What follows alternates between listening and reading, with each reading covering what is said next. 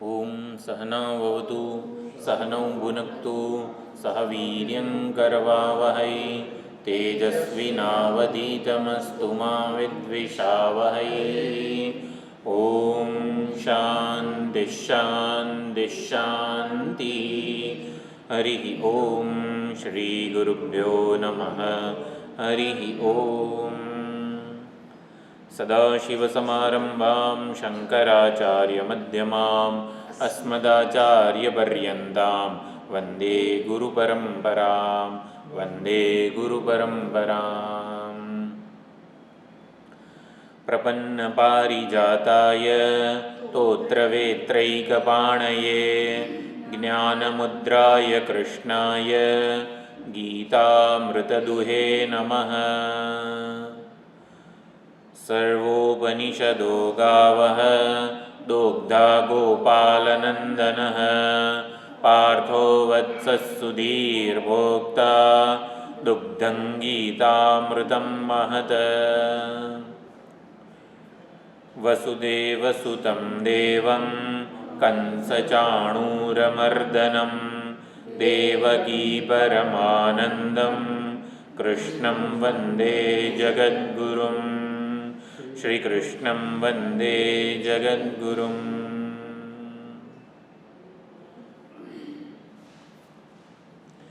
ભગવદ્ ગીતાનો 9મો અધ્યાય સમગ્ર ભગવદ્ ગીતાનું હૃદય છે અને 9મા અધ્યાયના સારભૂત શ્લોકો હવે ભગવાન અહીંયા કહી રહ્યા છે.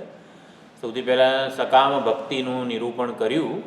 યાંતિ દેવવ્રતા દેવાન પિતॄન યાંતિ પિતૃવ્રતા ભૂતાની યાંતિ ભૂતેજ્યા. એટલે અલ્પ દેવતાઓની ભક્તિ કરે છે જ્યારે મનુષ્ય. અન્ય દેવતા ભક્તિ એટલે પોતાની કામનાની પૂર્તિ માટે દરેક માણસને સુખી થવું છે. તો સુખ પ્રાપ્ત કરવાનો એટલે કે સુખી થવા માટે જે ઉપાય જે સાધન એ અપનાવે છે એના ઉપરથી નક્કી થાય કે એ અન્ય દેવતા ભક્તિ કરી રહ્યો છે કે પરમાત્માની ભક્તિ કરી રહ્યો છે. દરેક માણસને સુખી થવું છે. તો સુખી થવા માટે આપણે કયું સાધન અપનાવીએ છીએ? તો પરમાત્માએ અનેક પ્રકારના સાધનો આપેલા છે. વેદ પૂર્વમાં કર્મકાંડ વિભાગ છે. આ કર્મ કરવાથી આ પ્રાપ્ત થશે, સ્વર્ગ પ્રાપ્ત થાય ને ત્યાં પછી આ રીતે વિધિ વિધાનપૂર્વક પૂજા કરવાથી દેવતાઓ પ્રસન્ન થાય, દેવતાઓની પ્રસન્નતાથી આપણને સુખ સમૃદ્ધિ સલામતી વગેરેના સાધનો મળે. એટલે સુખી થવા માટે સુખ પ્રાપ્તિના સાધનો ઉપર એ મનુષ્ય આધાર રાખે છે કે કયું સાધન હું અપનાવીશ તો સુખી થઈ જઈશ. એટલે સુખી થવા માટે જે ઉપાય જે સાધન અપનાવે છે એના ઉપરથી જ અન્ય દેવતા ભક્તિ નો પ્રકાર આખો જે નક્કી થાય છે કે પરમાત્માની ભક્તિ છે કે અન્ય દેવતા ભક્તિ છે. તો એવા સાધનો તો અનેક બધા છે. તો કઈ રીતે ખબર પડે કે આ આપણે પોતે પરમાત્માની ભક્તિ કરી રહ્યા છીએ કે કોઈ અન્ય દેવતાની ભક્તિ કરી રહ્યા છીએ? કઈ રીતે ખબર પડે? તો સુખી થવા માટે કર્મ માર્ગનો આશ્રય લઈએ. હું કંઈક કરું અને સુખી થઈ જઈશ. હું કંઈક મારી ઈચ્છા પૂર્તિના સાધનો એટલે કે આ ઈચ્છા આપણે રાખી હોય તો એ ઈચ્છા પૂર્તિના જે તે સાધનો આપણે લૌકિક ઉપાયો કરીએ અને લૌકિક ઉપાયોમાં જ્યારે સફળતા ન મળે ત્યારે કોઈક વૈદિક કોઈક આચાર્ય પ્રોક્ત વગેરે કે શાસ્ત્રોપાની શરણે જઈએ કે મારી આ ઈચ્છા પૂર્તિ મારે કરવી છે, માટે હે શાસ્ત્ર કયું સાધન છે એનું. એટલે કે સુખી થવા માટે આપણે કર્મમાં શું કરું તો સુખી થવું એને અન્ય દેવતા ભક્તિ કહેવાય. જો આ વેદાંત શાસ્ત્ર આ રીતે સમજાવે છે, શું કરું તો સુખી થવું એને અન્ય દેવતા ભક્તિ કહેવાય. તો પરમાત્માની ભક્તિ કઈ કહેવાય? હું શું કરું તો સુખી થવું. એટલે સુખી થવા માટે જે કંઈ કરીએ છીએ ને એ અન્ય દેવતા ભક્તિ જ છે. પરમાત્માની ભક્તિ નથી થતી. ફલેચ્છા ઈચ્છા વગેરે અપેક્ષા જ રહે છે. એટલે હું શું કરું તો સુખી થવું એ અન્ય દેવતા ભક્તિ છે, અન્ય દેવતા આરાધન છે. હા, હું શું જાણું તો સુખી થવું એ પરમાત્માની ભક્તિ છે. એટલે સુખ મારા માટે પ્રાપ્ત કરવાનો વિષય, સુખ એટલે પરમાત્મા, જેને આપણે ઝંખી રહ્યા છીએ એ આપણાથી જુદું છે પરમાત્મા વગેરે, અને એને પ્રાપ્ત કરવા માટે કંઈક સાધના કરું, કંઈક જપ અધિક મહિનો આવે છે ચલો આ કરું તે કરું, છાપું વાંચવાનું બંધ કરું, એકટાણા કરું કે નિર્જળા કરું કે કંઈક કરું કે જેથી પરમાત્મા પ્રસન્ન થાય, કંઈક કરું. એટલે પરમાત્મા ગમે તે કરું, પરમાત્મા તો દૂર જ રહેવાના છે, મારાથી જુદા રહેવાના છે. એટલે સુખી થવા માટે શું કરું એ અન્ય દેવતા ભક્તિ છે. પરમાત્માની ભક્તિ કઈ, જે સુખને હું ઝંખી રહ્યો છું એ ખરેખર એ પરમાત્મા આપણાથી જુદા છે ખરા. એટલે સૌથી પહેલાં તો શું જાણું, પરમાત્માને જાણું તો પરમાત્મા પ્રાપ્ત થઈ જાય. સુખને જાણવાનું છે, સુખને ઓળખવાનું છે. એટલે સુખ કહો, પરમાત્મા કહો, આપણા જીવનનું લક્ષ્ય વગેરે જે કંઈ છે એ, એટલે કે સુખ મારા માટે જ્ઞાતવ્ય, વેદિતવ્ય કે વિજિજ્ઞાસિતવ્ય, આ બધા શબ્દો છે. જ્ઞાતવ્ય એટલે મારે જાણવાનું છે, ઓળખવાનું છે. મારાથી જુદું ક્યાંક હોય ને મારે કંઈક દેશકાળમાં પ્રયત્ન કરવાનો છે, એ બધો પ્રયત્ન અન્ય દેવતા ભક્તિ છે. પરંતુ જ્ઞાનનું આશ્રય આપણે લઈએ, જ્ઞાનને ઉપાય તરીકે સ્વીકારીએ.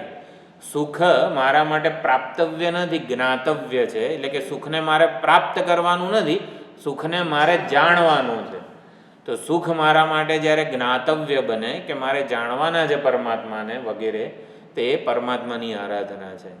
અહીંયા છેલ્લે જે શ્લોકમાં 25મા શ્લોકમાં કીધું, યાંતિ દેવવ્રતા દેવાન પિતૃન્યાંતિ પિતૃવ્રતા વગેરે, આ બધી અન્ય દેવતા આરાધન છે. અન્ય દેવતા આરાધન એટલે પરમાત્માના પૂર્ણના એક અંશની આરાધના છે. પૂર્ણમાંથી એક અંશનું આવાહન કરીએ ને ત્યારે જ કર્મ કે ઉપાસના કે સાધના વગેરે બધા જે છે ને એ સાધનો હોય. પૂર્ણમાંથી પૂર્ણનું આવાહન કર્યું હોય ને ત્યારે જ્ઞાન સાધન હોય. એટલે જ્ઞાન આપણા માટે ઉપાય છે કે કર્મ કે ઉપાસના, ટૂંકમાં કંઈક કરું ને સુખી થવું, એવો આપણો અભિગમ છે મનમાં, બુદ્ધિમાં. એ આપણે ખાસ જેની પણ આરાધના કરીએ, સોમવારે આપણા ઈષ્ટ દેવતા શિવજી હોય એની આરાધના કરીએ, એ શિવજી હકીકતમાં હૃદયસ્થ જ છે, મને પ્રાપ્ત જ છે, આત્મ ભિન્ન શિવ છે, અને એને હું આ અભિષેક વગેરે દ્વારા એની આરાધના કરું છું. જે દેવતાની આરાધના કરીએ એને હૃદયસ્થ. એટલે જ આપણે જ્યારે આવાહનનો શ્લોક હોય, શિવજીનું આવાહન કરતા હોઈએ ને ત્યારે એક હાથ હૃદય પર રાખીને બીજો હાથ શિવલિંગને, શાલિગ્રામને વગેરેને આપણે સ્પર્શ કરતા હોઈએ છીએ. હૃદયસ્થ જે ચૈતન્ય દેવ છે એનું જ હું શિવલિંગમાં આવાહન કરું છું. સોહમ ભાવેન પૂજય દેહો દેવાલય પ્રોક્ત જીવો દેવ સનાતન ત્યજેદ અજ્ઞાન નિર્માલ્યમાં. અજ્ઞાન પ્રતિક છે શિવલિંગની એટલે શિવલિંગ એ લિંગ એટલે ચિહ્ન. તો ચિહ્ન જે છે, તો ચિહ્ન લિંગ શરીર એટલે આપણું મન. આપણું મન જે છે ને એ શિવમય બનવું જોઈએ, એનું આ પ્રતીક છે. એટલે શિવલિંગની આરાધના હકીકતમાં મનને શિવમય બનાવવાની જ છે. એટલે એ પ્રમાણે આપણે હંમેશા યાદ રાખવાનું, અન્ય દેવતા ભક્તિ અને પરમાત્માની ભક્તિ ઘણા બધા પાસાઓથી સમજી શકાય છે. આપણા જીવનમાં પરમાત્માની આરાધના છે કે કોઈક પરમાત્માના જ એક અંશની આરાધના છે. એટલે એક અંશની આરાધના હોવી એટલે શું કરવું ને સુખી થવું, અને પરમાત્માની આરાધના એટલે શું જાણવું ને સુખી થવું. અને એટલે જ અહીંયા છેલ્લે 25મા શ્લોકમાં કીધું, મદ યાજીનઃ મામ યાંતિ, મારી આરાધના કરનારા મને પ્રાપ્ત થાય છે. દેવતાઓની આરાધના કરતા દેવતાઓને પ્રાપ્ત થાય. એટલે કે જે તે શિવ ભક્ત હોય તો એને પરમાત્મા જ શિવલોક રૂપે, શિવજી રૂપે પ્રગટ થાય. વિષ્ણુ ભગવાનનો ભક્ત હોય તો એને જ એ વૈકુંઠ રૂપે દેખાય. હકીકતમાં એક જ પરમાત્મા છે. પાપીને એ જ પરમાત્મા નરક રૂપે દેખાય, પરમાત્મા જ નરક રૂપે દેખાય છે. પુણ્યશાળીને એ જ પરમાત્મા સ્વર્ગ રૂપે દેખાય છે. રાગ અને દ્વેષવાળાને એ જ પરમાત્મા શત્રુ અને મિત્ર રૂપે દેખાય છે. પરમાત્મા સિવાય કંઈ છે જ નહીં, અને માટે જેનાય દર્શન થાય છે પરમાત્માના જ છે. એટલે આપણા પોતાના હૃદયની શુદ્ધિ જેવી હોય, એટલે નિર્મળ હૃદયને પરમાત્માની આરાધના, એટલે કે પરમાત્મા પાસે આપણે માગીએ જે શું શિવજીને જ્યારે રુદ્રાભિષેક કરીએ ત્યારે એ શિવજીની આરાધના છે કે પરમાત્માની આરાધના છે કઈ રીતે ખબર પડે? ત્યારે પણ આપણી જ્યારે નિસ્વાર્થ કે નિર્મળ હૃદય હોય ને તો પરમાત્માની આરાધના થાય. નિર્મળ હૃદય એટલે પરમાત્માની પ્રસન્નતા સિવાય બીજું કંઈ જોઈતું ના હોય આપણને. એટલે આપણને એમ લાગે કે કંઈક જોઈતું હોય તો પરમાત્મા, દાંતનો દુખાવો રાત્રે 2 વાગે થયો હોય તો શિવજીને પ્રાર્થના નહીં કરવાની? નહીં, પણ શિવજીને પરમાત્મા સમજીને પ્રાર્થના કરવાની. દાદા એક ખુરશી 2-3 મૂકી દીધી. એટલે દેવતા આરાધન એટલે દાંતનો દુખાવો જતો રહેશે ને તો હું સુખી થઈ જઈશ, આવું વિચારીને ભગવાન ગમે તેમ કંઈક કર, રાતના 2 વાગે કોઈ ડૉક્ટર નહીં મળે, તું કંઈક કર, અને એમ કરીને આપણે ભગવાનને પ્રાર્થના કરીએ, જો દાંતનો દુખાવો દૂર જતો રહેશે ને તો હું સુખી થઈ જઈશ એમ. એટલે કે આપણે દુઃખ નિવૃત્તિના ઉપાયો જે છે એ નહીં, પણ દુઃખથી છૂટવું છે. કેમ ગયું? સુખ પ્રાપ્તિના ઉપાયો નહીં, પણ સુખ જોઈએ છે. દુઃખથી કાયમ માટે છૂટવું છે. એટલે એ પ્રમાણે પરમાત્માની આરાધના કે અન્ય દેવતા આરાધના વગેરે થતી હોય છે. એક પ્રકારનો અભિગમ જ બદલવાનો છે, અથવા તો સાચી સમજ પ્રાપ્ત કરવાની છે. અજ્ઞાનને લીધે જે માન્યતાઓ સેવાઈ રહી છે એ માન્યતાઓને પડકારવાની છે. એને જ અન્ય દેવતા ભક્તિમાંથી પરમાત્માની ભક્તિ તરફ આપણે ગયા હોઈએ એવું કહેવાય. એટલે મત યાજીનઃ મામ યાંતિ, મારી આરાધના કરનારા મને પ્રાપ્ત થાય છે.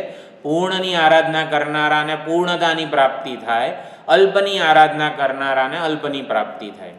એટલે અનેક પ્રકારના પાસાઓથી આ અન્ય દેવતા ભક્તિ વગેરેને આપણે સમજી શકીએ છીએ. અજ્ઞાન, ધારો કે એવો પ્રશ્ન ઉઠે કે કોઈ માણસને આ શાસ્ત્રનો જેને પરિચય થયો નથી, ધારો કે 7મો અધ્યાયના 9મો અધ્યાય, કોઈ ગીતાના કોઈ આવી રીતે પરંપરાગત અધ્યયન જેને પ્રાપ્ત થયું નથી. અજ્ઞાની, ભલે અજ્ઞાનીને ખબર નથી કે પરમાત્માની આરાધના કરવી એટલે શું અને અન્ય દેવતાની આરાધના કરવી એટલે શું, પણ પરમાત્મા તમને તો ખબર છે ને. હવે જેની આરાધના કરીએ જે ભગવાન, એમને તો ખબર છે ને. તો તમને બધાને પૂર્ણતા આપવામાં કે મોક્ષ આપવામાં પરમાત્માએ શું કીધું કે મત યાજીનઃ, મારી આરાધના કરનારા એટલે કે પૂર્ણની, પરમાત્માની આરાધના કરનારાને હું મોક્ષ આપું છું, પૂર્ણતાની પ્રાપ્તિ કરાવું છું. પણ ઇન્દ્ર, વરુણ વગેરે, ટૂંકમાં અન્ય દેવતાની, પિતૃઓની અને ભૂતોની બધી આરાધના કરનારાઓને એ ભૂતોની પ્રાપ્તિ થાય વગેરે વગેરે. તો આપણે એવું કહીએ કે ભલે અજ્ઞાનીને ખબર નથી કે સુખ પ્રાપ્તવ્ય નથી પરંતુ જ્ઞાતવ્ય છે, પણ પરમાત્મા તમે એની આરાધનાથી પ્રસન્ન થઈને એને મોક્ષ કેમ નથી આપી દેતા? એવું કે ને, પ્રહલાદજીને પણ કીધું હતું. પ્રહલાદજીએ કીધું હું એકલો ના આવું વૈકુંઠમાં, મારા બધા મિત્રો બાળકો બધાને લઈને આવું. તો ભગવાને કીધું જા, જેને આવવું હોય ભલે આવે આપણી સાથે. બધાને આખા પ્રહલાદજી આખા ગામમાં ગયા, ત્યાં હિરણ્યકશિપુના નગરમાં બધાને પૂછતા હતા, ચલો ચલો વૈકુંઠ, ભગવાન સદૈવ વૈકુંઠ લઈ જાય છે. કે ના ના, અમારે તો હજી આ કરવાનું છે ને તે કરવાનું છે ને, કોઈ આવ્યું જ નહીં પ્રહલાદજી પાસે. એટલે આપણને એમ લાગે કે પરમાત્મા જાણી જોઈને કોકને મોક્ષ આપે છે અને બીજા બધાને મોક્ષ નથી આપતા, અથવા તો આપણને તો મોક્ષ જ જોઈએ છે ને તો આપી કેમ નથી દેતા પરમાત્મા? આટલું બધું ભણવાની માથાકૂટને આ બધું કેટલા વર્ષોથી કરીએ છીએ, આ ભણ્યા તે ભણ્યા, બધું આ જ્ઞાનની જ આરાધના છે ને. તો પરમાત્મા એને એવું કે જો એટલે સીધે શું કૃષ્ણ પરમાત્મા છે ને, એટલે કોઈ વસ્તુ સીધે કોઈ માર્ગ આમ જાણે કે ઓલું અંચય ના થઈ જાય ને આપણાથી, એમ એની પૂરેપૂરી ભગવાને ધ્યાન રાખેલું છે. એટલે એનો જવાબ આપે છે, ભગવાન તમને મોક્ષ આપવામાં વાંધો શું છે? તો એવું કહે છે ભગવાન કે મનુષ્યને પસંદગીની સ્વતંત્રતા આપેલી છે, ફ્રી વિલ જેને કહીએ છીએ. એક પસંદગીની સ્વતંત્રતા છે અને જીવન લક્ષ્યની સભાનતા થાય ને એવું હું જીવન આપું છું. આપણું જીવન જ એવું છે કે એકવાર એક ક્ષણે તો વિચાર કરવાનો આપણને ફરજ પડે જ કે હું શેના માટે અહીંયા આવ્યો છું. એટલે કે જીવનના એવા અનુભવો થાય જ, જગત જ એવું બનાવેલું છે કે કોઈક વય એટલે કે કોઈક અવસ્થા વગેરે આપણે ઉંમર થાય કે ગમે તે થાય, અનુભવો ઉપર વિચાર કરવાથી વૈરાગ્ય જન્મે જ. એટલે જીવન લક્ષ્યની સભાનતા અને પસંદગીની સ્વતંત્રતા, આ 2 વસ્તુ આપેલી છે. જીવન લક્ષ્યની સભાનતા એક મનુષ્ય યોનિને જ છે અને પસંદગી ફ્રી વિલ જેને કહીએ છીએ, પુરુષાર્થ કરવાની સ્વતંત્રતા પણ આ મનુષ્યને જ આપેલી છે. આ બે સાધનોથી આપણે જાણે કે મોક્ષ વગેરે આપણા જીવનનું લક્ષ્ય સિદ્ધ કરવાનું છે. પશુત્વ વગેરે યોની છે, કૂતરું હોય આમ તેમ બધે રખડતું હોય, શેરીઓમાં ભસતું હોય, દોડ કરતું હોય, અને કોઈ કંઈ ઇન્ટરવ્યૂ લે કૂતરાનો, આમ માઇક એને આપે, હે કૂતરા ભાઈ તમે કેમ આમ ભસો છો, તમે કેમ દોડ કરો છો, એ શું કે એનું કોઈ પ્રયોજન નથી. શું કહે છે આપણે પાયની પેદાશ નહીં ને ઘડીની નવરાશ નહીં, એવું કંઈક છે ને, એમ પૈની પેદાશ નહીં ને ઘડીની નવરાશ નહીં. એટલે કે તમે શું જે આવું ઘસીને દોડ કરીને શું સિદ્ધ શું કરવું છે તમારે, કંઈક પુરવાર કરવું છે તમારે, કે ના એવું કશું જ નથી. એ જીવન લક્ષ્યની સભાનતા આપણને આપેલી છે અને પસંદગીની સ્વતંત્રતા આપેલી છે. આ બેથી આપણે ગોલ આપણો જે જીવન લક્ષ્ય જે છે ને એ સિદ્ધ કરવાનું છે. શ્રેય પ્રેય વગેરેની વિચારણા કરવાની તક આપણને આપેલી છે, શ્રેયની શક્તિ આપેલી છે. હા, એટલે આપણે મનુષ્ય કહેવાઈએ છીએ, એટલે મનુ અને શત્રુપા એના સંતાનો છીએ. તો મનુ એટલે મનન કરવાની શક્તિ, અને શત્રુપા અને શ્રદ્ધા, એનું જ ભ્રંશ થઈને શ્રદ્ધા, જે કરીએ ને એમાં આપણી શ્રદ્ધા હોય છે. જેવી આપણી શ્રદ્ધા હોય એવા આપણે હોઈએ છીએ. યો યત શ્રદ્ધઃ સ એવ સહ યાંતિ દેવ, જેની દેવતામાં શ્રદ્ધા છે ને એ દેવમય, એ દેવતા સાયુજ્ય એને પ્રાપ્ત થાય. જેને પિતૃઓનીમાં શ્રદ્ધા છે, પિતૃ શ્રદ્ધા એટલે જો દેવતાઓમાં શ્રદ્ધા હોવી અને પિતૃઓમાં શ્રદ્ધા હોવી, એટલે પિતૃ એટલે ચંદ્રલોક, સ્વર્ગલોક વગેરે, દેવતા એટલે એના કરતાં ઉત્કૃષ્ટ લોક. અને ભૂતાની યાંતિ ભૂતેજ્યા, હકીકતમાં આ સત્વ, રજસ અને તમસ, તો તામસિક આપણા સ્વભાવ વગેરે હોય એટલે તમસ ગુણની પ્રધાનતા હોય તો ભૂતોની બધી જે ડાકીની શાકીની વગેરે જે કંઈ પણ છે બધી એની આરાધના થાય, મંત્રતંત્ર વગેરે એના પ્રયોગ, એ બધી જલ્દી ફળ આપનારીને બહુ જ બધું કહેવામાં આવે છે. હકીકતમાં જ્ઞાનનું વરણ થયું હોય ને તો આ બધાનો કોઈનો અસર કે વગેરે એનો પ્રભાવ રહેતો નથી. એટલે આપણા સ્વભાવ પ્રમાણે આપણે આરાધના કરીએ, જેમ કે રાવણ વગેરે હોય તો એના તમસ સ્વભાવ હતો, તો એ પ્રમાણે ધારો કે એની આરાધના થતી હોય, એનો પ્રયત્ન, એનું બળ એ દિશામાં આગળ વધે. પરંતુ એ વાસના અનુસાર જે આરાધના છે ને એના કરતાં વધારે બળ શાસ્ત્ર અનુસાર જે આરાધના થતી હોય ને એમાં છે. એટલે આપણે શિવજી રુદ્રાભિષેક, રુદ્ર સૂક્ત વડે આપણે આરાધના કરવાની હોય, શંકર ભગવાનની પુરુષ સૂક્તમ, નારાયણ સૂક્તમ વગેરે દ્વારા આપણે વિષ્ણુ ભગવાનની આપણે આરાધના કરીએ તો શાસ્ત્ર પ્રોક્ત છે ને, એટલે શાસ્ત્રને અનુસરીને આપણી આરાધના થાય ને એ પરમાત્માની જ આરાધના છે. આપણા સ્વાભાવિક આવેગો કે વાસનાઓને એમાં કંઈ જ બળ વગેરે મળતું હોતું નથી. એટલે પસંદગીની સ્વતંત્રતાને આપણે ટાળીએ કે જીવન લક્ષ્યની સભાનતા હતી કરીશું આપણે સત્સંગ કરીશું વગેરે, એવું ઘણીવાર આળસ વગેરે પ્રમાદમાં આપણે આપણા જીવન લક્ષ્યને ભૂલી જઈએ તો એકવાર મળેલી તકને એનો જવા દેવાના સંસ્કાર પડે. એટલે મળેલી તકનો સદુપયોગ ન કર્યો હોય આપણે તો પરમાત્મા યાદ રાખે છે. એટલે બીજી વાર એવું શરીર આપે ને જેમાં આ બધી તક વગેરે ન મળે. એટલે આપણને ભગવાને આવી રીતે 2 પગવાળું આવું શરીર આપેલું છે મનુષ્યનું. એટલે પરમાત્માને શ્રદ્ધા છે કે આ જીવનમાં જ આ પોતાના લક્ષ્યની સિદ્ધિ કરી બેસે. કદાચ આપણને શ્રદ્ધાના સારું સંસ્કૃત આવડતું નથી, ઘણી મોટી ઉંમરે આપણે આ સત્સંગ વગેરેનો લાભ મળ્યો, આ ભગવદ્ ગીતા હજી તો 9મો અધ્યાય ચાલે છે, ક્યારે પૂરું થશે એ પહેલાં આપણા બધા દેહ વિદાય થઈ જશે તો શું થશે, આપણને એવું લાગે કે બધા ભગવદ્ ગીતા છે, ભાગવત છે, બધાનું અધ્યયન પૂરું કરી શકીશું કે નહીં. પરમાત્માને શ્રદ્ધા છે આપણામાં, એટલે જ આપણને આ તક આપેલી છે. એટલે આપણને કદાચ વિશ્વાસ ઓછો હોય કે આપણે આ જ જીવનમાં આપણે પરમાત્માની પ્રાપ્તિ કરી શકીશું કે નહીં, આપણને છે ને કદાચ ઓલી શંકા અને સંદેહ હોય, પણ પરમાત્માને કોઈ જ સંદેહ નથી. માટે જ આપણને આવું શરીર, આ સત્સંગને આ તે બધું આપેલું છે. અને એટલે પરમાત્માનો સંકલ્પ છે કે આપણને આ લાભ મળેલો છે, એટલે એ તકનો પૂરેપૂરો લાભ આપણે લેવો જ જોઈએ. પરમાત્મા આપણને દોરે છે, કર્ણધાર છે, અનુકૂળ વાયુ છે, દરેક રૂપે પરમાત્મા આપણને મદદ કરી રહ્યા છે. એટલે પરમાત્માને જ પ્રાર્થના કરવાની કે મારા જીવનમાં તમારી આરાધના હોય, એટલે કે પૂર્ણતાની આરાધના હોય, એટલે કે હું માત્ર ને માત્ર જ્ઞાનનું વરણ કરું. કંઈક કરું ને સુખી થવું એ કર્મનું વરણ થયું કહેવાય, મારા અહંકારનું વરણ થયું કહેવાય. કે હું અહંકારપૂર્વકની કંઈક સાધના કરું, કરવાના છે જપ તપ આપણે જે કંઈ પણ કરીએ છીએ એ જ કરવાનું છે, પણ એ વખતે વરણ કોનું થયું છે? પરમાત્માની પ્રસન્નતા, અનુગ્રહ કે પરમાત્માનું વરણ થયું છે કે હું આટલું કરીશ ને પરમાત્માને પ્રસન્ન કરી દઈશ, એમ કરીને અહંકારનું વરણ થયું છે, કર્મનું વરણ થયું છે. એટલે કર્મ માર્ગ એટલે અન્ય દેવતા ભક્તિ, જ્ઞાન માર્ગ એટલે પરમાત્માની ભક્તિ, એવું પણ સમજી શકાય છે. એટલે હવે અહીંયા આગળના બધા 2 શ્લોકો સુંદર છે. અનંત ફલમ સુખારાધન ચ અહમ કથમ. તો અહીંયા એવો પ્રશ્ન થાય કે શુદ્ધ હૃદયવાળા જે હોય એ પરમાત્માની આરાધના કરે ત્યારે ભગવાન સુખેથી પ્રસન્ન થઈ જાય છે. એટલે ન કેવલમ મદભક્તાનામ અનાવૃત્તિ લક્ષણમ અનંત ફલમ, પરંતુ પરમાત્માના એટલે પૂર્ણતાની પ્રાપ્તિ માટે ઘણી બધી મહેનત, પ્રયત્ન, સાધનાઓ કરવાની છે. તો એટલા માટે પરમાત્મા આગળના 2 શ્લોકો કીધા છે.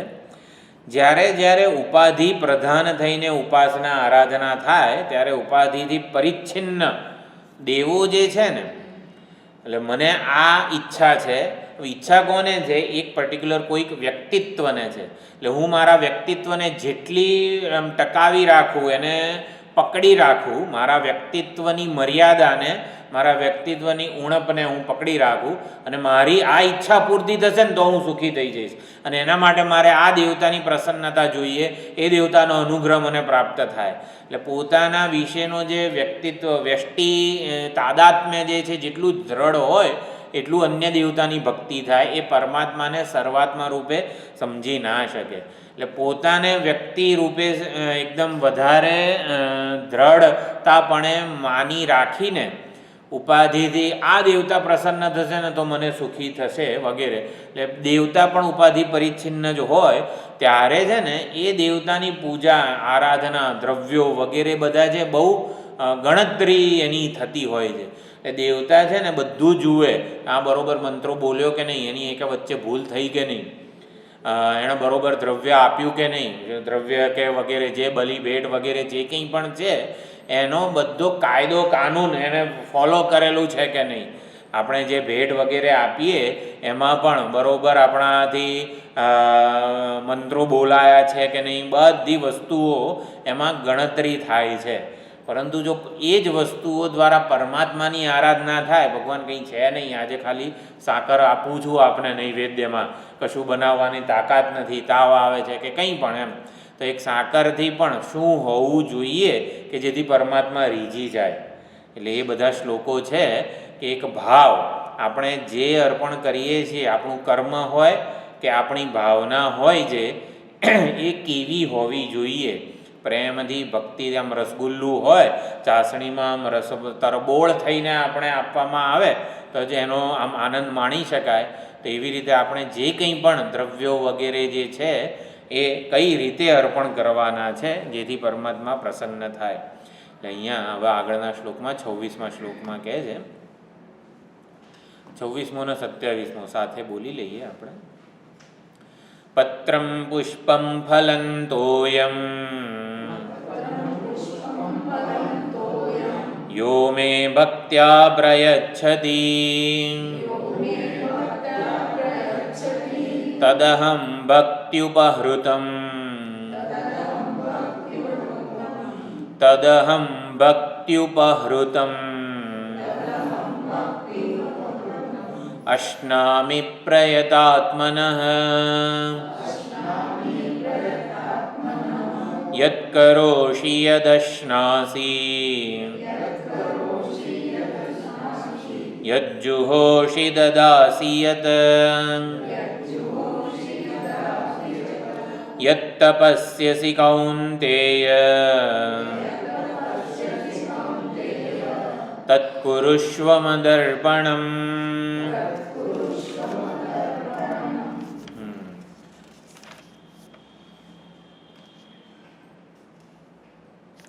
તો દેવતાઓ જે છે એટલે અલ્પ આરાધના, આપણી ઈચ્છા પૂર્તિ માટે આપણે જ્યારે પણ આરાધના કરતા હોઈએ ત્યારે પૂજા સામગ્રી દેવતાઓ જુએ, બધો હિસાબ કિતાબ જુએ. 1008 બીલીપત્ર આવ્યા કે નહીં, 1008 તુલસીદળ આવ્યા કે નહીં, આપણી જ ઈચ્છા પૂર્તિની વાત છે. એટલે હિસાબ કિતાબ જુએ, ગણિત વ્યાપાર વગેરે જુએ, બરોબર મંત્રો એ દરેક વખતે ઓમ નમઃ બધું બોલાયું કે નહીં, વિધિ વિધાન જુએ, અને પછી પૂજાનો સ્વીકાર કરે, અને પછી પોતાના મૂડ પ્રમાણે દેવતાઓ ફળ આપે. એટલે ભાઈ રીઝ્યા કે નહીં, પ્રસન્ન થયા કે નહીં. હવે આવો પરમાત્માની આરાધના કરીએ ત્યારે પરમાત્મા રીઝ્યા કે નહીં કઈ રીતે ખબર પડે?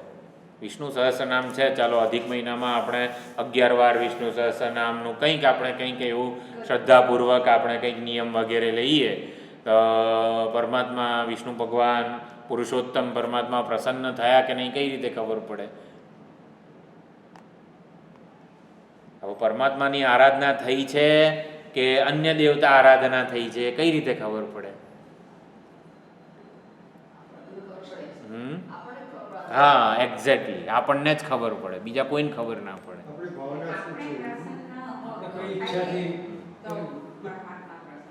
આપણે પ્રસન્ન થઈએ ને, આપણને આમ એકદમ આનંદ સંતોષ વગેરે થાય ને તો પરમાત્માની ભક્તિ થઈ કહેવાય ને, પરમાત્મા પ્રસન્ન. કારણ કે એ જુદો નથી. જો અન્ય દેવતા ભક્તિમાં આપણે હંમેશા પરમાત્માને આપણાથી જુદા જ આમ માન્યતા, સમજ નહીં પણ માન્યતા છે કે ભગવાન એટલે ભાઈ આપણાથી જુદા જ, એમ એ માન્યતા છે, એ કોઈ પ્રકારની સમજ નથી શાસ્ત્રોક્ત. એટલે તો એ વખતે જ્યારે પરમાત્મા આપણાથી જુદા હોય ને ત્યારે બધી વસ્તુઓની ગણતરી થાય કે કેટલી વાર પૂજા કરી વગેરે, આ બધું બધી વસ્તુઓની ગણતરી થાય.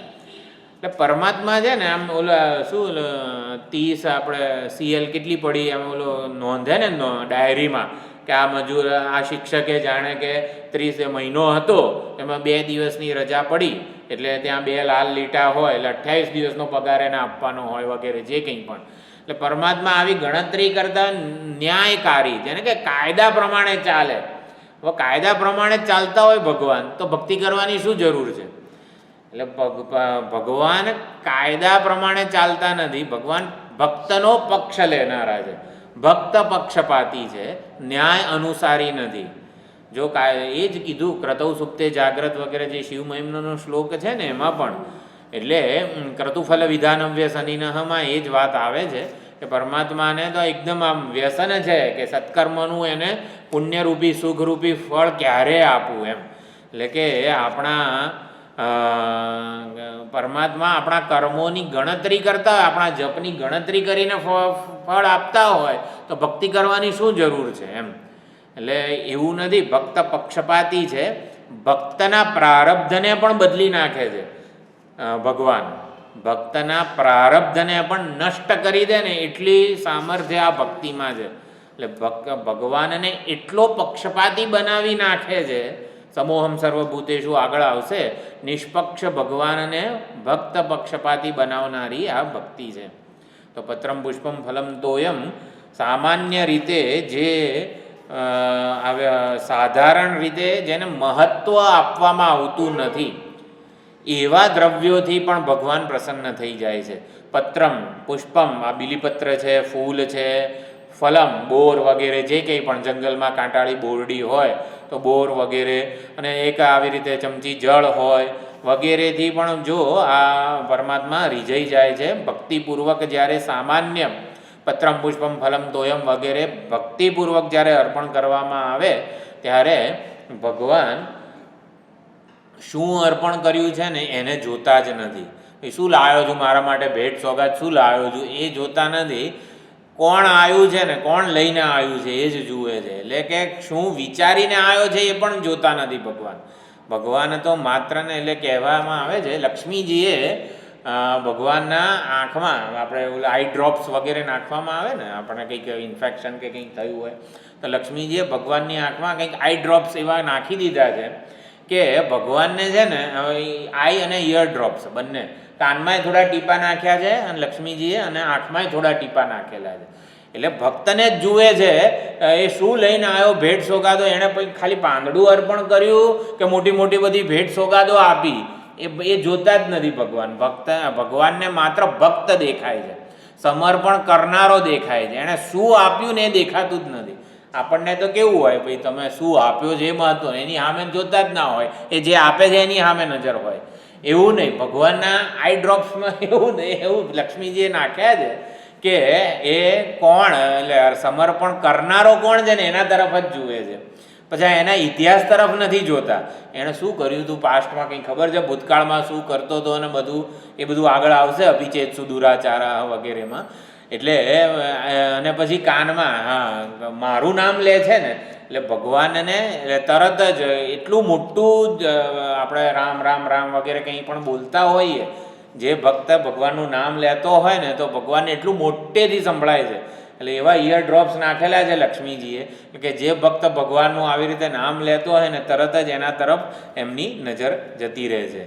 તો અહીંયા કહે છે પત્રમ પુષ્પમ ફલમ તોયમ, જે કંઈ પણ સાધારણ રીતે જે કંઈ પણ મળે એટલે બધું હીરા માણેક વગેરે બધું નહીં, કોઈ વિશેષ વસ્તુ નહીં, અત્યંત સુલભ હોય અને જેમાં ખાસ કોઈ પરિશ્રમ પણ ના હોય. તુલસી દળ આગળના શ્લોકમાં જ આવશે, ભગવાન જરા કમર દુખે છે, તુલસીનો છોડ કેટલો નીચો છે, આમ કોઈ વળાતું નથી, તુલસી ના હોય તો ત્યાં બીલીપત્ર આપ. ભગવાન બીલીપત્ર કેટલા ઉપર છે, ઠેકડા મારવા પડે છે. અચ્છા એવું છે, એટલે ટૂંકમાં પછી કહે છે ભગવાન યદ કરો છી યદશનાસી, ભાઈ પત્રમ પુષ્પમ ફલમ તોયમની એ વ્યવસ્થા ના થઈ શકે તો સારું, ધારે તું જે કંઈ કરે જે કંઈ બોલે ને એ બધું મને અર્પણ કર. એવી રીતે સુંદર 2 શ્લોકનું આખું વિચાર ભાથું છે. આપણે આપવાનું છે પ્રેમથી, રસ તરબોળ કરીને દરેક વસ્તુ સમર્પણનું મહત્વ છે. આપણે સમર્પણ કરવાથી જ પરમાત્મા સમર્પણને જુએ છે, આપણા સમર્પણને જુએ છે. એ ખાસ એટલે એનાથી પ્રસન્ન થાય છે. કઈ રીતે? તો પ્રતિબિંબ, પ્રહલાદજીએ બહુ સુંદર રીતે આ રહસ્ય પ્રગટ કરેલું છે. પ્રતિબિંબ હોય, તિલક કરવું હોય તો આપણે હકીકતમાં તિલક તો પ્રતિબિંબને જોઈને જ કરીએ છીએ, એમને એમ નથી તો ક્યાંય જતું રહે. પ્રતિબિંબમાં આપણે અરીસાની સામે ઊભા હોઈએ એટલે આપણે તિલક તો હકીકતમાં પ્રતિબિંબિત મુખને જ કરીએ છીએ. એટલે પ્રતિબિંબમાં તિલક કરીએ છીએ, એટલે આપણે અહીં જોઈને જોઈએ છીએ ક્યાં? આપણે અરીસામાં જોઈએ છીએ. એટલે હકીકતમાં તિલક થાય છે પ્રતિબિંબને, પણ મળે છે કોને? બિંબને મળે છે. એટલે સમજ પ્રહલાદજી એ વખતે એ કહે છે કે બિંબને સમર્પણ કરવાથી પ્રતિબિંબને મળી જ જવાનું છે. એટલે ખાલી આમ બિંબને એટલે પ્રતિબિંબને મહાન બનાવવાનું બધી જે સાધનાઓ છે એના કરતાં બિંબને સમર્પિત કરીશું તો આપોઆપ પ્રતિબિંબને મળી જ જવાનું છે. એટલે જીવ માત્ર આ ઈશ્વરને આ સમર્પણ કરે ને એનાથી જ એને પાછું મળવાનું છે. અષ્ટામી પ્રયતાત્મન આગળ છે, એ વખતે પણ આને વિચારને જોઈ શકાય છે. એટલે સબસે ઊંચી પ્રેમ સગાઈ ગ્રુપમાં મેં આજે જે ભજન મોકલેલું છે, એટલે ભગવાન ભાવને, સમર્પણના ભાવને જુએ છે. એ ખાસ અહીંયા સમજવાનું છે.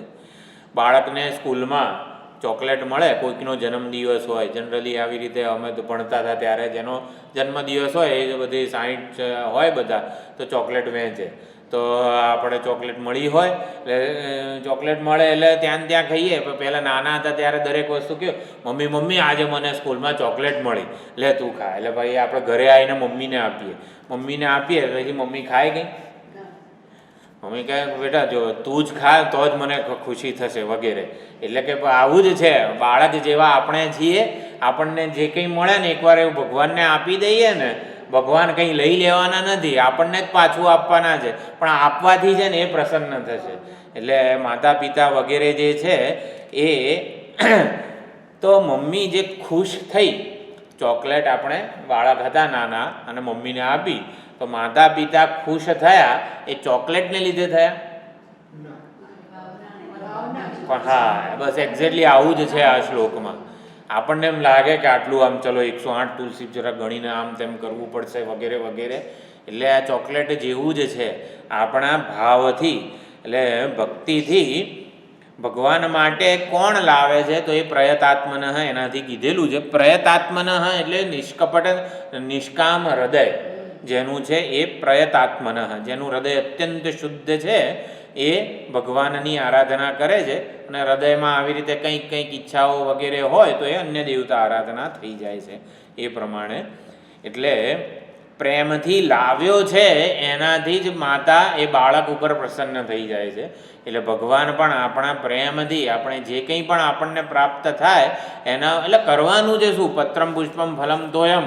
હકીકતમાં આપણા જ બગીચામાં ખીલેલા પત્ર પુષ્પ વગેરે હોય એ આપણે અર્પણ કરીએ છીએ. હવે ભગવાનનું જ હતું ને ભગવાનને જ આપેલું છે, બરાબર? તો હવે આપણે કરવાનું છે શું? મારું હતું અને મેં કર્યું ને એ ભાવનું સમર્પણ કરવાનું છે. હકીકતમાં મારું હતું અને મેં કર્યું એ ભાવનું સમર્પણ કરવા માટે આ બધા ઉપચારો છે. પત્રમ પુષ્પમ ફલમ તોયમ એના માટે કીધા છે. મારું હતું અને મેં કર્યું આ બે ભાવનું સમર્પણ કરવા માટે આ પત્રમ પુષ્પમ ફલમ તોયમ પ્રયચ્છતિ, ભક્ત્યા પ્રયચ્છતિ એવું છે. એટલે ભક્તિથી સમર્પણ થાય જે કંઈ પણ તે ભગવાન તરત જ ગ્રહણ કરી લે છે અને લીધા વિના લઈ લે છે. ભગવાન લીધા વિના લઈ લે છે, ખાધા વિના ખાઈ લે છે એવું છે. વગર ખાય માં કેવી પ્રસન્ન થઈ જાય છે ચોકલેટ, એવી જ રીતે. એટલે અષ્ટનામી અહીંયા કીધું છે ને, હા ભગવાન બધું ખાઈ જશે તો આપણે પાસે શું રહેશે? ખાધા વગર ખાઈ જાય છે ભગવાન બધું. અષ્ટનામી એટલે અહીંયા ગ્રહણ કરી લઉં છું એવું પણ થાય, પ્રસન્ન થઈ જઉં છું હું. અષ્ટનામીનો એ અર્થ ટીકાકારોએ કરેલો છે. એટલે તુલસી દલ માત્રેણ જલસ્ય ચુલુકેન ચ વિકૃણીતે સ્વમાત્માનમ ભગવાન ભક્તવત્સલ. ભક્તવત્સલ ભગવાન છે, પોતાની કિંમત આ શ્લોકમાં જાણે કે બતાવે છે. વિકૃણીતે હું વેચાઈ જઉં છું, ખરીદાઈ જઉં છું. ભગવાન કહે છે કે ભક્ત દ્વારા એક તુલસી દળથી, એક બીલીપત્રથી, એક ચમચી ભર પાણીથી ભગવાન વેચાઈ જાય છે, ભક્ત દ્વારા ખરીદાઈ જાય છે. ભગવાનની કિંમત આટલી છે. ત્રિલોકીનો જે સ્વામી છે એ તુલસી દળથી, બીલીપત્રથી, ચુલુકેન જલેન, એક ચમચી પાણીથી આવી રીતે રીઝાઈ જાય છે. પત્રમ પુષ્પમ ફલમ તોયમને ભક્તિનું વાહન બનાવવાનું છે, સમર્પણનું વાહન બનાવવાનું છે. એ સમર્પણથી જ ભગવાન પ્રસન્ન થાય છે. એટલે ભગવાન પોતે તો કંઈ આવું ખાતા નથી, પરંતુ આ જે છે એનાથી પ્રસન્ન થઈ જાય છે. વ્રજવાસીઓ છે ને, હા, મીરાબાઈનું સુંદર ભજન છે, ગોવિંદજીનો મોલ મેને ગોપાલ લીનો મોલ. ગોવિંદ રૂપી જે મોલ છે એને મેં ખરીદી લીધો છે. તો ખરીદવા માટે આપણે શાક લેવા જઈએ, ભાઈ કિલોના આટલા, તો ત્રાજવું મૂકે અને એ પ્રમાણે કિલો શાક થયું કે નહીં એમ. તો ભગવાનને ખરીદી લેવા હોય તો મીરાબાઈને પૂછીએ કે મીરાબાઈ કેટલામાં ખરીદ્યા, તમે વજન શું મૂક્યું ત્યાં? એટલે ભગવાનને આ ગોવિંદ લીનો મેં લઈ લીધો, ખરીદી લીધો ગોવિંદ રૂપી મોલ મેને. તો આપણે પૂછીએ મીરાબાઈને તમે વજન શું મૂક્યું, કેટલામાં લીધો, કેટલામાં ખરીદાઈ ગયો? આવત પ્રેમ કે મોલ, એમાં ત્રાજવામાં પ્રેમ મૂક્યો ને એટલે શેમાં આવે છે? બોડાણા, ભક્ત બોડાણાની જે કથા છે, હા, તો ત્યાં દ્વારિકાધીશ ગયા અને ત્યાંથી રાત્રે આવી રીતે ભગવાન પોતે સંતાઈ ગયા ક્યાંક ગંડકી નદીમાં જ, ત્યાં ગોમતી, હા, ત્યાં નીચે સંતાઈ ગયા. અને પછી બધા પૂજારીઓ એને બધાએ શોધ્યા, મળે નહીં, પણ પછી ખબર પડી કે અહીંયા જ છે. એટલે આમ ખબર પડી ગઈ કે ભગવાન અહીં સંતાઈ ગયા છે, કે જેથી ઓલા ઉપર કંઈ ભક્ત ઉપર કંઈ લાંછન ના લાગે. તો બધાએ ટ્રાય કર્યો ઊંચકવાનો ભગવાનને, તો ઊંચકાય જ નહીં. પછી ઘોડા, ગાડી, હાથી, આહા બધું કેટલું લાવ્યા બધા ભગવાનને બહાર લાવવા માટે, પણ ભગવાન આવ્યા જ નહીં ને. પછી ક્રેન ને બધું, હા, જાતના બધા પ્રયત્નો કર્યા બધાએ, તો ના આવ્યા. અને કે ભક્તથી કંઈક બોડાણાથી ઊંચકાઈ ગયા. એટલે એમાં શું હતું? હા, એની વાળી હતી ને એમની, હા, સોનાની વાળીથી તોલાઈ ગયા હતા એવું છે. હા, એના વજન, હા, એના વજનનું તો સોનું આમ, હા. એટલે શરત મૂકી પંડિતોએ કે એમ તારે લઈ જવા છે ભગવાન, તો એક કામ કર, આ જેટલા વજન, આટલા બધા હાથી ઘોડાઓથી ઊંચકાયા નહીં ને, એટલે પંડિતોએ એને કીધું તારે લઈ જવા છે તો લઈ જા ભગવાન, પણ એક કામ કર, આટલા વજનનું તું સોનું મૂક. તો સોનું મૂકવાનું તો ક્યાંથી ઓલાના કામમાં આવે, પણ એના નાકની વાળીથી કંઈક એ ભગવાન ઉંચકાઈ જાય છે. વાળી જ હતી પત્ની, બીજું કશું નહોતું. આવી રીતનું છે. હા, એવી જ રીતે મીરાબાઈના ભજનમાં પણ છે. બધા મહાત્માઓ એટલે બધા ભક્તો ભગવાનને શોધવા માટે વનમાં જાય છે અને ઘરે રહીને સાધના કરે અને જાત જાતનું કરે છે, પરંતુ ભગવાન તો ત્યાં છે જ નહીં. વનમાં જઈને સાધના કરવાથી નહીં મળે, ઘરે રહીને ભક્તિ કરવાથી નહીં મળે, તો કઈ રીતે મળશે? તો ભગવાન તો રાધા કે સંગ કિલ્લોલ, એ તો રાધાજી જોડે કિલ્લોલ કરી રહ્યા છે, આવી રીતે રાસ રમી રહ્યા છે. તો રાધાજી એ વખતે બ્રહ્માકાર વૃત્તિનું પ્રતીક છે. આપણી વૃત્તિ ભગવદ આકાર થાય ત્યાં ભગવાન તો લઈ જાય છે એમ. એટલે રાધા કે સંગ કિલ્લોલ, ભગવદ આકાર વૃત્તિમાં ભગવાન આવી જાય છે, એમની સાથે જ રહેતા હોય છે. એ પ્રમાણે કોઈ કહે મહેંગા, કોઈ કહે સસ્તા, ઘણા બધા લોકો ભગવાન કે એના માટે તો બહુ મહેનત કરવી પડશે, અને ઘણા લોકો કે ના ના કંઈ બહુ ખાસ મહેનત કરવાની જરૂર નથી વગેરે. ભગવાન માટે ઘણું બધું લોકો કહેતા હોય છે, પરંતુ મેં આવી રીતે પ્રેમના મૂલે ભગવાનને આપણા જ કરી લીધા છે. એ રીતે પણ બહુ સુંદર ભજનો છે આપણા. વ્રજવાસીઓમાં પત્રમ પુષ્પમ ફલમ તો એમનો સુંદર અર્થ કરે છે. પત્રમ કે ભગવાનને પ્રેમ ભર્યો, લવ લેટર લખો તમે, ભગવાન માટે રોજ કંઈક લખીએ, આપણે લવ લેટર લખીએ, પ્રેમ ભર્યો પત્ર લખીએ, કાગળ લખીએ, પછી પ્રેમથી ફૂલ મોકલો, ટીપુ, ગંગાજળ, યમુનાજળ વગેરે આપણે છાંટીએ ભગવાન ઉપર. બોર, ભગવાનને શબરીના બોર વગેરે જે છે તો બોર. તો વ્રજવાસીઓ તો ભગવાનને પોતાના ખોળામાં લઈ લે, એને જુએ, શાંતિથી નિહારે, ચંદન, કપોળ વગેરે બધું આમ બધું એકદમ ચોપડી લે અને શૃંગાર કરે. તો શૃંગાર કરે ને એને પત્રમ કીધું છે.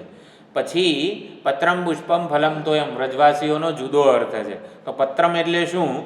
તો ભગવાનને ખોળામાં લઈને ચંદન વડે એના ઉપર સુંદર સુંદર, જેમ કે આપણે શિવલિંગ, શાલિગ્રામ વગેરે હોય તો કેવી સુંદર બધી રોજ જુદું જુદું કંઈક આપણે કંઈક લખીએ, અથવા તો પત્રાવલી જેને કહેવાય, કંઈક ડિઝાઇન વગેરે બનાવીએ, રંગોળી વગેરે કરીએ, કંઈક કંઈક જુદી જુદી, એને પત્રમ કીધું છે. એટલે પત્રમ સમર્પયામી એટલે આવું. અને પછી પુષ્પમ એટલે સ્વયંની આંખોને પરમાત્માની આંખોમાં ભેળવી દેવી, એને પુષ્પમ કીધું છે. કે ભગવાનની ચિતવન, એ ભગવાનની જે દૃષ્ટિ છે ને એનું બહુ જ મહત્ત્વ છે બ્રજમાં. એટલે આપણી આંખોને ભગવાનની ચિતવનમાં, દૃષ્ટિમાં પરોવી લેવી, એને પુષ્પમ કીધું છે. પછી ભગવાનને હૃદયે આપણે લગાવી લેવા, એને ફલમ કીધું છે.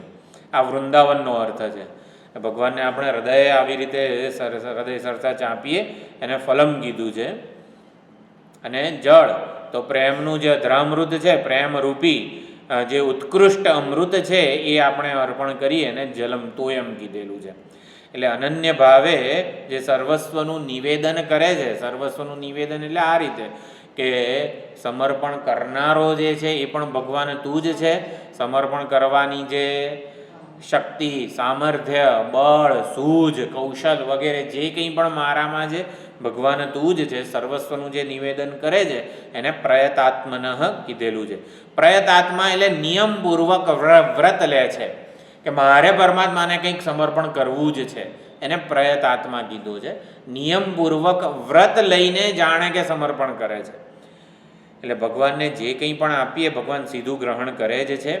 સમર્પણ કરનારને ભગવાન પોતાનો ભોગ્ય બનાવી દે છે, એટલે કે એનો સ્વીકાર કરી લે છે, ગ્રહણ કરી લે છે, આત્મસાત કરી લે છે. નૈવેદ્યનો થાળ આપણે ભગવાનને ધરીએ ત્યારે આ હતો નૈવેદ્ય, અને પછી જ્યારે ધરીએ નિવેદન થઈ જાય ને ત્યારે હું, એટલે કે ભગવાન પોતે જ એ થઈ જાય છે. એટલે આને હું બનાવવું, કે આપણી સામે જે થાળ હોય આપણે ખાઈએ ત્યારે પછી કેવું એ આપણા શરીર જઠરમાં જાય એટલે આપણો જ પોતાનો ભાગ થઈ ગયો ને. એટલે જે થાળ ભગવાનને કોઈ પણ વસ્તુ વ્યક્તિ પરિસ્થિતિ જે કંઈ પણ છે આપણી પાસે સમર્પણ કરવાનું, એ પહેલાં આ રૂપે હોય અને પછી ભગવાનને અર્પણ કરી દઈએ ત્યારે એ ભગવાનનું થઈ જાય, ભગવાન થઈ જાય, હું થઈ જાય. એટલે આને હું બનાવવું એને આ સમર્પણ વગેરે કહેવામાં આવેલું છે. એટલે જીવ ભગવાનનો થઈ જાય, બલિરાજા ભગવાનના થઈ ગયા, બરોબર? કે પછી ભગવાન બલિરાજાના થઈ ગયા? હા, બંને સાચું છે. બલિ ભગવાનનો થયો કે ભગવાન બલિના થયા? છેલ્લે તો ભગવાન બલિ ના થયા ને, છેલ્લે ભગવાન બલિ ના થઈ ગયા.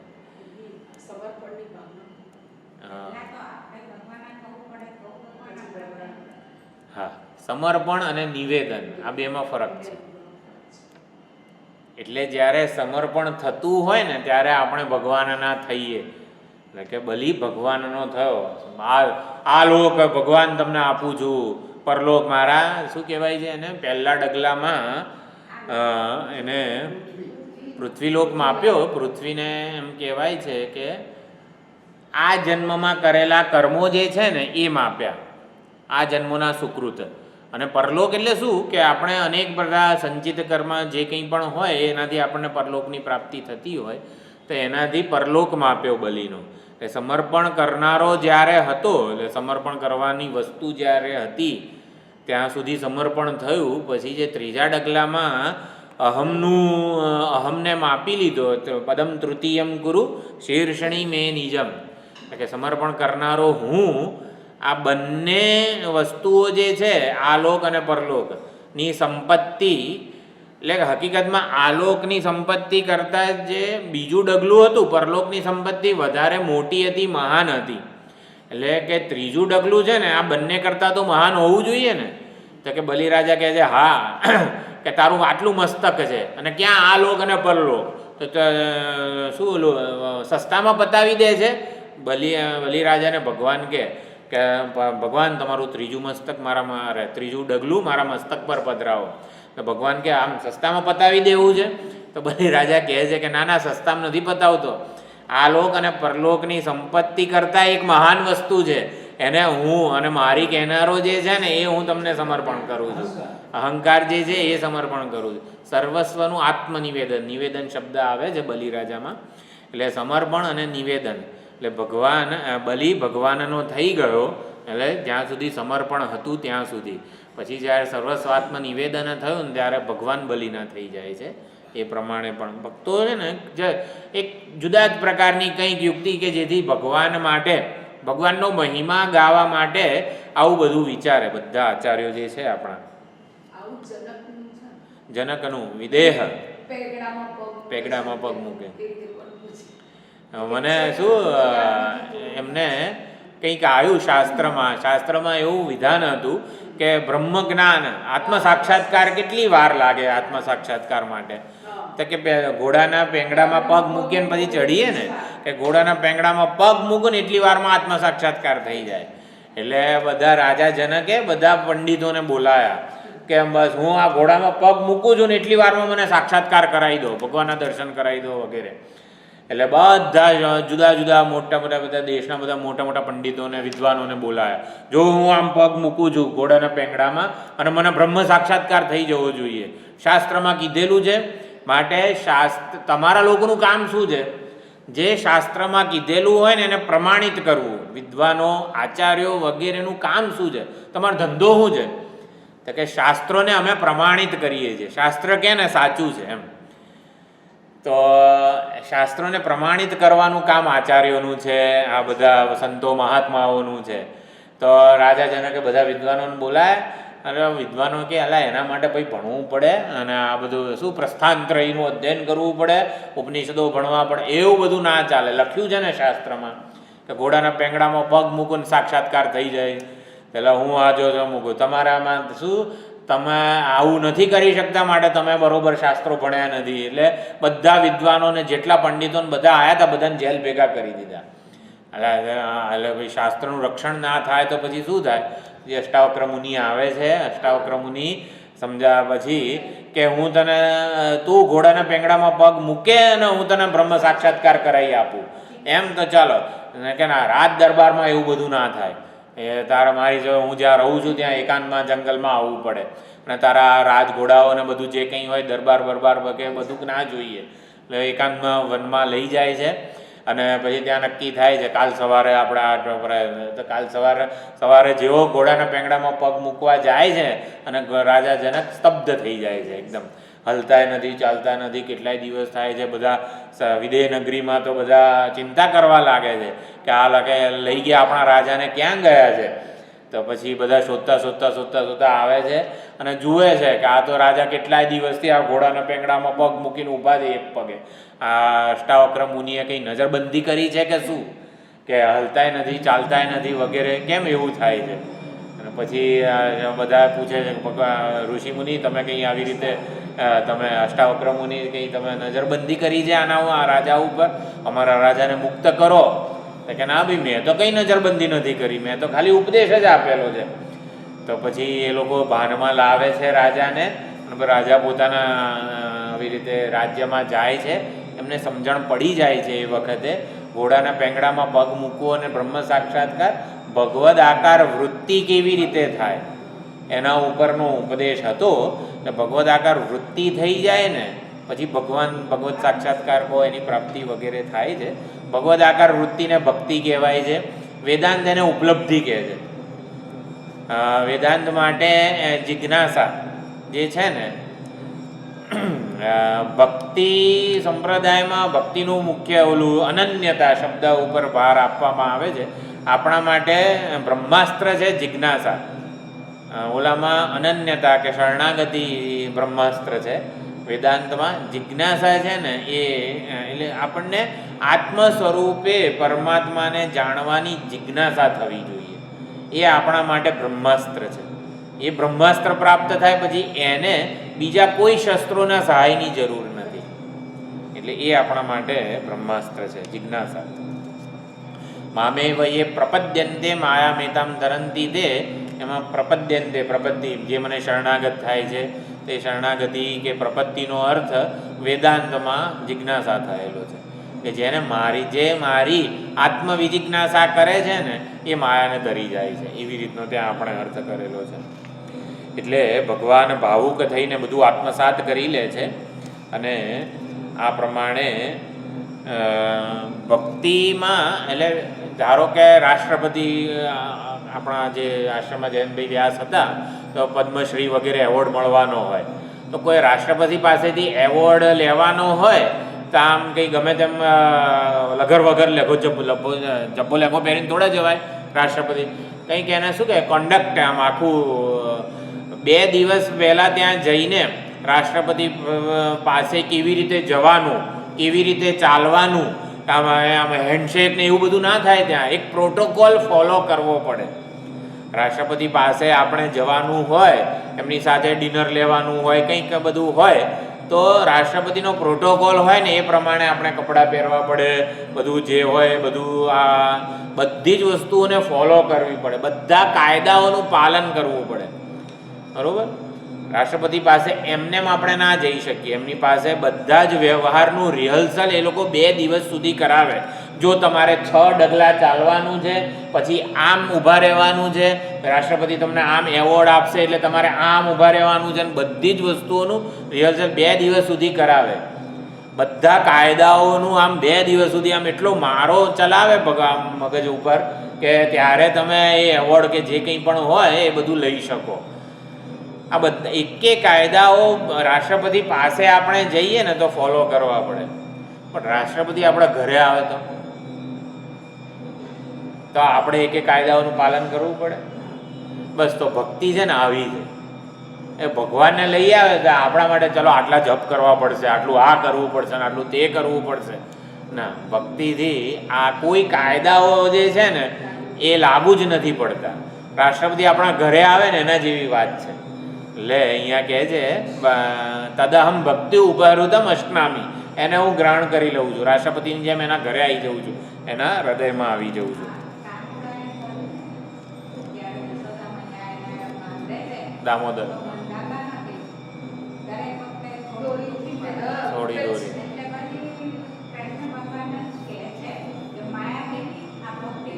ક્ષેત્ર છે. તમે મથુરામાં આવજો. દરેક વખતે દોરડું ઓછું કેમ પડતું હતું?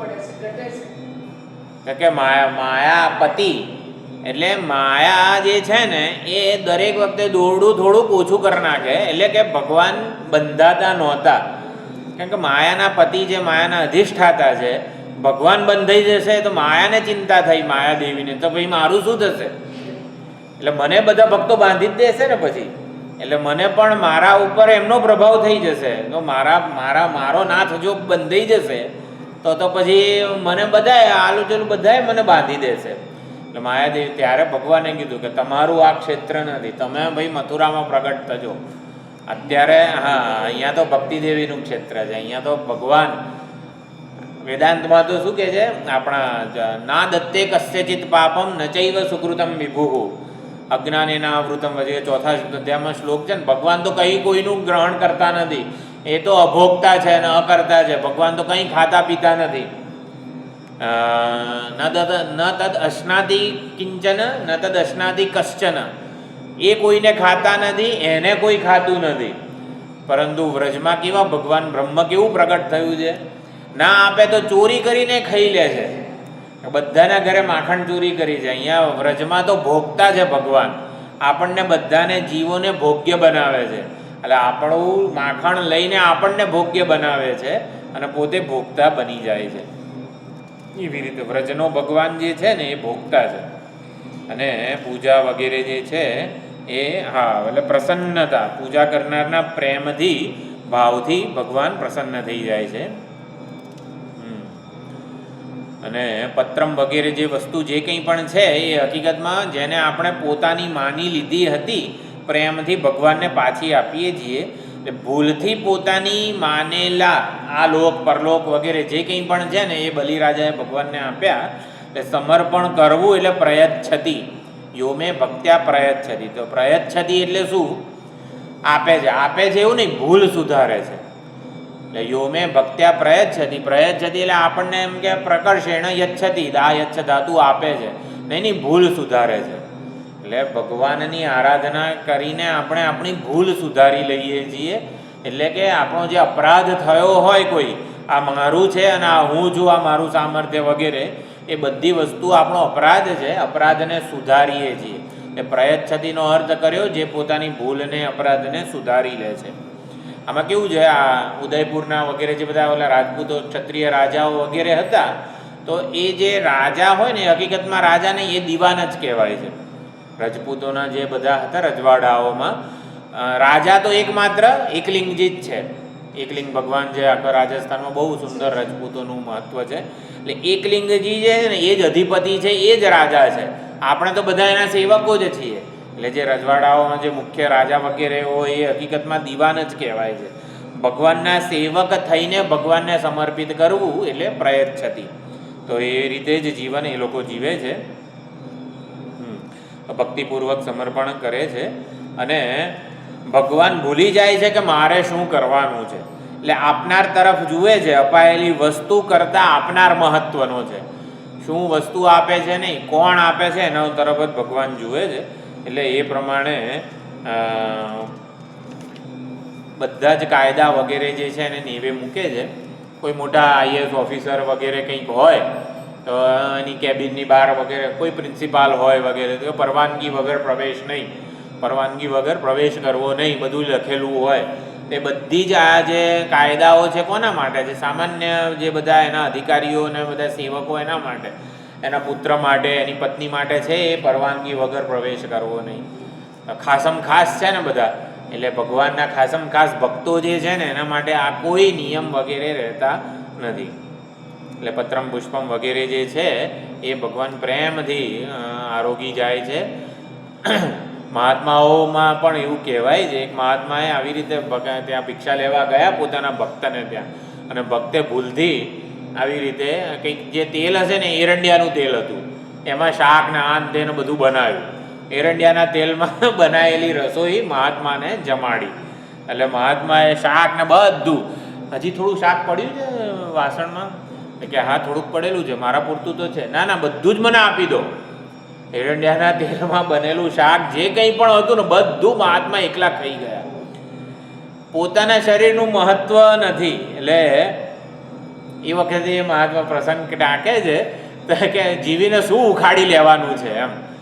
એરંડિયાના આટલું તો જીવ્યા, બસ થયું હવે. એટલે મહાત્માઓ આવું વિચારે. આપણે વાત કરી ને ક્લાસમાં, આત્માની સિદ્ધિ જે છે ને એ વિવેકથી થાય. વિવેક, આત્મા અનાત્મ વિવેક કરીએ ને એટલે પ્રત્યેક આત્મા ચૈતન્ય હું છું, આ ઉપાધિથી હું સ્વતંત્ર છું, જુદો છું. આત્મ અનાત્મ વિવેકથી આત્મતત્વની પ્રત્યેગાત્મ તત્વની સિદ્ધિ થાય છે, પુરવાર થાય. પરમાત્માની સિદ્ધિ અનુભૂતિથી થાય. એટલે કે પરમાત્માની સિદ્ધિ એટલે પરમાત્મા એટલે શું? સર્વના હૃદયમાં હું વિલસી રહ્યો છું. આત્મભાવ આપણને સર્વ માટે જન્મે. અનુભૂતિ અનુભવના સ્તરે પરમાત્માની સિદ્ધિ છે. એટલે કે આપણને અનુભવ થવો જોઈએ.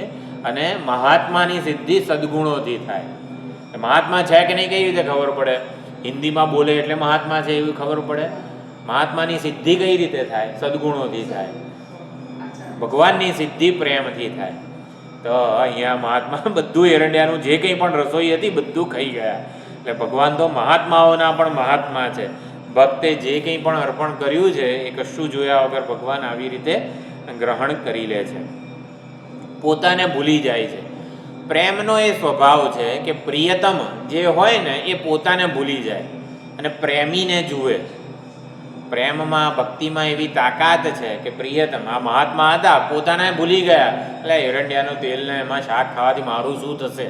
પોતાને ભૂલી ગયા. એના માટે ના રહેવું જોઈએ, એને કંઈ ના થવું જોઈએ. આને શું કહેવાય છે? અધિવચન કહેવાય છે. એટલે ભક્તિ આપણી પરિપૂર્ણ થાય ને એનું આ ઓલું છે અધિવચન. અધિવચન એટલે ભક્ત પ્રહલાદ માટે ભગવાન અધિવક્તા બન્યા છે. આ મારો છે એને વચન એટલે શું? સાદું આપણે વાણી વાક્ય બોલીએ એ. પણ અધિવચન એટલે શું? આ મારો છે. વધારે પડતું ભગવાન બોલે છે. પ્રહલાદ માટે ભગવાન અધિવક્તા બન્યા. આને કંઈ ના થવું જોઈએ, આ મારો છે. બાણાસુર માટે શિવજી અધિવક્તા બન્યા હતા. કૃષ્ણ ભગવાને આવીને બધા હાથ કાપી નાખ્યા ત્યારે આ મારો ભક્ત છે, મેં એને અભયવચન આપેલું છે, આને બે હાથ આવી રીતે નહીં કાપવાના. તો અધિવક્તા અધિવચન વગેરે ભગવાન બને છે. એટલે વેદાંતિ એટલે મહાત્માઓ જે છે આવી રીતે પણ સમજાવતા હોય છે. પત્રમ પુષ્પમ ફલમ તોયમ યો મેં ભક્ત્યા પ્રયચ્છતિ તદહં ભક્તિ અશ્નામી. એટલે મારું સ્વરૂપ અભોક્તા છે તો અભોક્તૃત્વમ પરિત્યજ્ય અશ્નામી. એટલે અભોક્તા શ્રુતિઓએ મને કીધેલો છે છતાં પણ એને હું છોડી દઉં છું. ભોક્તા બનીને અભોક્તૃત્વ એ ભક્ત ઉપર ન્યોછાવર કરી દઉં છું. ભગવાન અસંગ છે કે દયાળુ છે કઈ રીતે ખબર પડે? એટલે ભગવાન અભોક્તા છે કે પછી આપણું ભગવાનને પહોંચતું હશે કે નહીં? આપણે અર્પણ તો રોજ કરીએ છીએ, થાળ ધરીએ છીએ. ભગવાન ખાતા હશે કે નહીં? અર્પણ ભગવાન સ્વીકારતા હશે કે નહીં? એટલે ભગવાન અસંગ છે, અભોક્તા છે કે પછી આવી રીતે આપણા દયાળુ છે, આપણી સમર્પણ કરેલાની નોંધ લે છે? તો સ્વરૂપ ભગવાનનું અસંગ છે, સ્વભાવ ભગવાનનો દયાળુ છે. એટલે સ્વરૂપ જે છે અભોક્તા વગેરે છે, સ્વભાવ કરુણામય દયાળુ વગેરે છે. એ પોતાનું સ્વરૂપ છોડીને ભક્તે જે અર્પણ કરેલું છે ને એ ગ્રહણ કરી લે છે. અભોક્તૃત્વ ન્યોછાવર કરી દે છે. એટલે ભગવાનને વળી ખુશ કઈ રીતે કરી શકાય? તો આ રીતે પ્રસન્ન કરવા માટે સમર્પણનો જે ભાવ છે એ અત્યંત પ્રેમ વગેરે અંદર ભરેલું હોય તો થાય. એટલે બધા વિધિ વિધાન નિયમોનું પાલન વિષ્ણુ સહસ્રનામ કરતા હોઈએ, એકાદી ભૂલ થતી હોય વગેરે કંઈક હોય એની ચિંતા હોય આપણને, પરંતુ જ્યારે પરમાત્માની પ્રસન્નતા એટલે નિષ્કામ ભાવે જ્યારે થતી હોય, આ બધા શ્લોકો હવે નિષ્કામ ભક્તિના છે. આગળના બધા હતા એ સકામ ભક્તિના હતા. તો વિષ્ણુ સહસ્રનામ વગેરે જ્યારે નિષ્કામ ભક્તિ, પરમાત્મા પ્રસન્ન થાય, બીજું કાંઈ જોઈતું નથી આપણને, આવા ભાવનાથી થાય ત્યારે જે ભૂલો પડી હોય ને ભગવાન સુધારે એવું હોય. આપણને ચિંતા થાય કે આપણાથી બરોબર બોલાય છે કે નહીં ને આ તે બધું છે, પરંતુ જ્યારે નિર્મળ હૃદયથી નિષ્કામ ભાવે થતું હોય ને ત્યારે જે કંઈ પણ ત્રુટિ ઉણપ વગેરે રહી ગઈ હોય આપણી સાધનામાં, કર્મમાં, સમર્પણમાં, એ બધું ભગવાન પોતે સુધારી લે છે. એટલે મોક્ષ એટલે કે પૂર્ણતા, ટૂંકમાં પરમાત્માની આરાધના કરવી, પૂર્ણતાની ભક્તિ કરવી, મોક્ષની ભક્તિ કરવી વગેરે જે છે એ સૌથી સરળ છે ઉલટાનું, એવું અહીંયા કહેવામાં આવેલું છે. એટલે નિષ્કામ મુમુક્ષુ ભક્ત છે એ પરમાત્માની પ્રસન્નતા કે કૃપા જ ઈચ્છે છે. એટલે પ્રયતાત્માનો અર્થ આપણે કર્યો કોઈ અલ્પ દુન્યવી ફળનો એ ઈચ્છુક નથી. પ્રયતમ એટલે શુદ્ધમ. તો પ્રયતાત્મા એટલે કે જેનું હૃદય અત્યંત શુદ્ધ છે, શુદ્ધ ચિત્ત હોય એટલે કોઈ કામના ન હોય, અલ્પતા ન હોય. કામના એટલે હવે ઈચ્છા પૂર્તિ વગેરે આપણને એમ થાય કે આપણે તો ઈચ્છાઓ છે, હવે જીવન ટકાવવાનું છે, ભૂખ તરસ લાગે છે, તો બધી ઈચ્છાઓ તો હોય જ ને. તો અહીંયા ઈચ્છા જ્યારે ઈચ્છાથી છૂટો હોય, ઈચ્છા ના કરવી જોઈએ, આવું બધું જ્યારે કહેવામાં આવે ત્યારે સમજવાનું સ્વાર્થ અને સંકુચિતતા, આનો લાભ માત્ર હું જ ખાટી જઉં, બીજા કોઈને એનો લાભ ના મળે વગેરે જે બધી વસ્તુઓ હોય ને એને ઈચ્છા, કામ વગેરે કહેવામાં આવે છે. સમષ્ટિ કલ્યાણની પણ ઈચ્છાઓ હોય જ છે મહાત્માઓમાં. એટલે ઈચ્છા વગેરે એટલે નિષ્કામ હોવું, નિષ્કપટ નિર્મળ હૃદય હોવું, એટલે આપણી ઈચ્છાઓ સાત્વિક હોવી. આપણી ઈચ્છાઓ રાજસિક અને તામસિક ન હોય, આપણી ઈચ્છાઓ સાત્વિક હોવી એટલે નિષ્કામ હોવી. એમ એ સાત્વિક ઈચ્છાઓ વગેરે જે છે એ નિષ્કામ મુમુક્ષુ ભક્તને હોય છે અને સમર્પણ જે છે એને જ જીવનનું લક્ષ્ય માને છે. તો યત કરોશી યદશ્નાસી, જ આપણાથી જે કંઈ પણ આ પત્રમ પુષ્પમ ફલમ તોયમની પણ જો આપણામાં આવી રીતે સામર્થ્ય અને બધું ન હોય તો જે કંઈ પણ કરીએ છીએ, યત કરોશી યદશ્નાસી એટલે જે કંઈ પણ ખાઈએ છીએ, જે કંઈ પણ જુહોશી યજ્ઞ યાગ કરીએ છીએ, જે કંઈ પણ દાન વગેરે કરીએ છીએ, જે કંઈ પણ તપ વગેરે કરીએ છીએ, તત્ કુરુષ્વમ દર્પણમ. એટલે અહીંયા છે ને વ્રજમાં આવી રીતે કહે છે. હવે યત કરોશી આ તો ભગવાન પોતે બોલે છે ને, એટલે ભગવાન અર્જુનને કહે છે. એટલે ભગવાન બોલી રહ્યા હોય ને એટલે આવી રીતે મધ્યમ પુરુષના ક્રિયાપદો આવે. આપણે શું કરવાનું? યત કરોશી યદશ્નાસી, એટલે આપણે ભગવાનને કહેવાનું, ભગવાન તમે જે કંઈ કરો છો, જે કંઈ ખાઓ છો, પીઓ છો, એ બધું મને આપો ના. એટલે આપણે છે ને ક્રિયાપદ બદલી કાઢવાનું, મધ્યમ પુરુષનું ઉત્તમ પુરુષ. યત કરોમી યદશ્નામી યદ જુહોમી દદામી યત યત તપસ્યામી ભગવન તત્ કરોમી ત્વદર્પણમ. હું ગ્રુપમાં લખી દઈશ આ શ્લોક. એટલે આપણે આ રીતે આવી રીતે સમજવાનું છે. મધુસૂદન સરસ્વતીજીએ આ રીતે સમજાવેલો છે. તો કરતી વખતે, કર્યા પછી અને કરતાં પહેલાં ગમે ત્યારે ભગવાનનું એકવાર સમર્પણ થઈ જાય. ગીતા એકાદશી દિવસે ગીતા પારાયણ વગેરે કરીએ ને, તો ગીતા પારાયણ કેવું આપણે 18 અધ્યાય કરીએ, આરતી કરીએ ને બધું કરીએ જ છીએ ને, એ વખતે પણ અને એના કૃતેના એ પણ એક વસ્તુ છે ગીતા પારાયણ, કે ગમે તે આપણે કંઈક કર્યું હોય તો એ પણ ફરજિયાત આવું બોલીને આનાથી ભગવાન પ્રસન્ન થાઓ, આવું બોલવાનું. એટલે એ બોલતી વખતે યાદ આવે, હા ભાઈ આના વહેમ મારવાની નથી, આજે મેં ગીતા પારાયણ કર્યું એમ કરી. આવું નિયમ લઈશું આપણે તો છેલ્લે આવી રીતે ભગવાનને અર્પણ કરવાનો ભાવ દ્રઢ થતો જશે. એક થોડીક એ વાત છે, દાન એટલે શું, તપશ્ચર્યા એટલે શું, એ આવતી વખતે જોઈ લઈશું. ઓમ પૂર્ણમદ પૂર્ણમિદમ પૂર્ણાત પૂર્ણમુદચ્યતે પૂર્ણસ્ય પૂર્ણમાદાય પૂર્ણમેવાવશિષ્યતે. ઓમ શાંતિ શાંતિ શાંતિ. હરિ ઓમ. શ્રી ગુરુભ્યો નમઃ. હરિ ઓમ.